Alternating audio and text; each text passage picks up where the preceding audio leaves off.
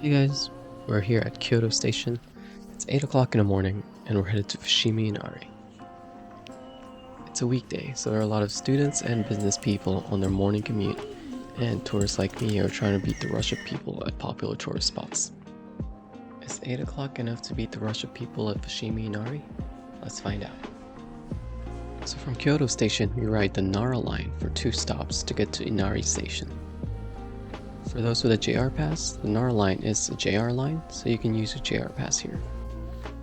The train ride only took about 5 minutes, and it was surprisingly not that crowded, considering it's a weekday and it's 8 o'clock in the morning.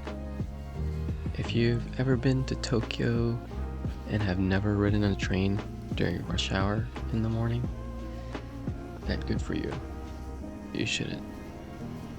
I actually ended up missing my flight back home during my first solo trip to Japan because I was shoved out of the train during rush hour. Very hard lesson learned. And right as you get out of the station, there's a big Torii gate, which is the main entrance to Fushimi Inari.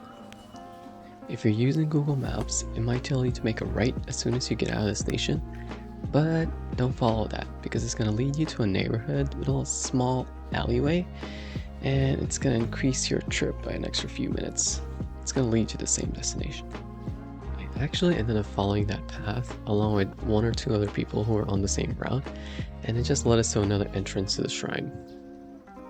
So yeah, don't be like me and just go ahead and follow that group of people who are going through that big tour gate right out of the station. And if you did end up taking that path, courtesy of Google Maps, it's just going to spit you out at this main area of the shrine. So as you can see, the shrine is still fairly empty at around 8 o'clock in the morning. So you don't have to come here super early if you're trying to beat the crowd. I did go on a weekday, so if you're going on a weekend, please bear that in mind. I originally planned to come here at around 6 o'clock to hopefully see the sunrise, but today is fairly cloudy and it doesn't seem like it's too busy at 8, so I'm pretty glad I didn't come too early. So you walk toward the start of the row of Torii gates. You can see there's already people here taking pictures right at the beginning. And the further we walk in, you see there's more people.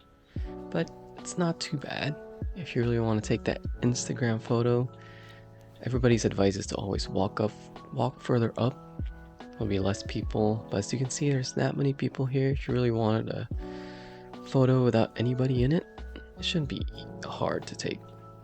And as you expect, it's mostly tourists that are passing by through here, but there are locals who are jogging up and down this area as well, which is nice to see. And here we're coming up to the actual entrance, the split of Fushimi Inari. The left side is the exit going back, and then the right side is the entrance to go up. It's actually pretty surreal going through here, seeing the different shades of orange of the Torii gates and how tranquil it is. Right in the beginning, there's a lot of people, so you hear a lot of footsteps, but as you go deeper, you really hear the sounds of the forest, how quiet it is. It's very, very relaxing. And in between the row of Torii gates, there are these shrines, mini shrines, smaller shrines. I don't know how you describe them, but there's a lot of different shrines here in actual Fushimi Inari itself, which is pretty interesting to see. So this is the path that we're taking to head all the way up to the summit. I'm basically just following the main path, hugging the right side until we get all the way to the top. If you're planning to hike pretty far up Fushimi Inari, make sure to bring comfortable clothes, comfortable shoes, and plenty of water because it's a pretty decent hike. There's a lot of stairs in the beginning, there's a lot of stairs going down, and as you go deeper, there's more stairs going up. So it's a fairly moderate hike, I would say. As you walk further in, you'll notice that there are junctions. I mostly just stayed in the main path because I wasn't sure where those led to. As you can see here, there's Japanese writings on the Torii gates, These are the names of the people who donated to get one of these Torii gates made. And I read online it costs about 400,000 yen, which is about $4,000 for the smallest gate, and it goes all the way up to 1 million yen for the bigger ones. So these are pretty pricey. And yes, there are restrooms on the way up if you need to use them.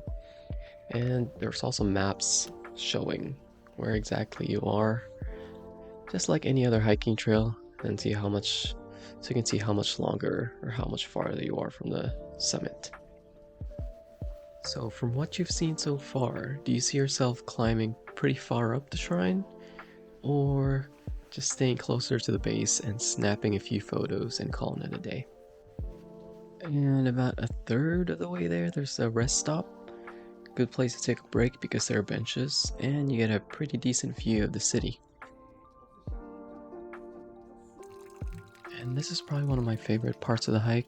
This was a little bit past the halfway point, so there weren't that many people. I saw these little small mini Torii gates with bushes on them. It's very nice to see, and it's very quiet here. And right next to it is a cool looking fox shrine. I'm not sure those are foxes, but they have these robes that look really cool.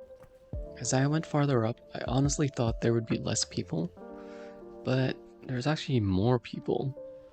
There's a lot of people going down, which are the people who probably woke up very early to beat the crowd, and they walked all the way to the summit. And of course, people like me who are still trying to get to the top. So, is it actually worth it to go all the way to the top of Fushimi Inari? When you do a 2-hour hike, going all the way up, you expect a really nice view once you get to the top, right? Well, it's a little bit different here. Once you get to the top, there's another shrine, and then I don't know if it's a house or someone's store. I think someone's living there, but there was an older person who actually came out and yelled at all the foreigners, the tourists that were sitting on the stairs. I guess we weren't allowed to sit there. So I know the shrine is very sacred and it means a lot to a lot of the locals here, so please understand where he was coming from. It's weird because you wouldn't expect people to live all the way up at the summit of Fushimi Inari, especially since it takes 2 to 3 hours to hike all the way up and then back down. It makes you wonder if these people have a secret passageway to get all the way down and all the way up. So I honestly was a little bit disappointed once I reached the summit. I was really expecting a good view after that long hike. I actually went a little bit further past the summit hoping that I'd eventually see a good view, but there actually wasn't one, so it was kind of a bummer. As I was going down, I noticed that some of the stores were starting to open up, and if you're gonna go through this hike, you definitely want to bring some food. But I guess if you hike up during the day when all the stores are open, you'll be able to stop by and get some snacks. The downside of that, of course, is you're going to be hiking up with everyone else, a bunch of other people. So it's up to you, but I have seen some videos of street food vendors over at Fushimi Inari, which was really cool to see, so I'd like to experience that sometime for sure. On the way down, I also saw this frog shrine. It was actually very interesting because everything else, all the other shrines are about foxes, and then on your way down you come across this frog shrine. Very, different from what you've seen going all the way up and coming down. But it's really nice. Remind me of, had those Naruto vibes to it. And the rest of the hike downwards was passing through a bunch of houses and of course a lot more shrines. It's really interesting how people live in this area.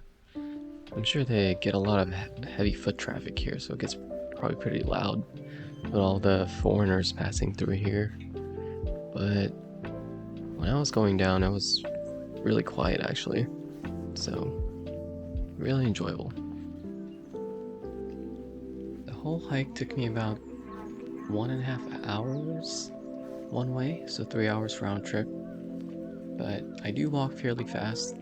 I read online averages people about 2 to 3 hours just one way. And as expected, once I got back to the main area, there were a lot of people. I got back around noon, which is probably the busiest time. The shops that were closed when I first arrived are also open now, so you can buy a lot of souvenirs and snacks and food. Another thing that I noticed was there were a lot of high school students.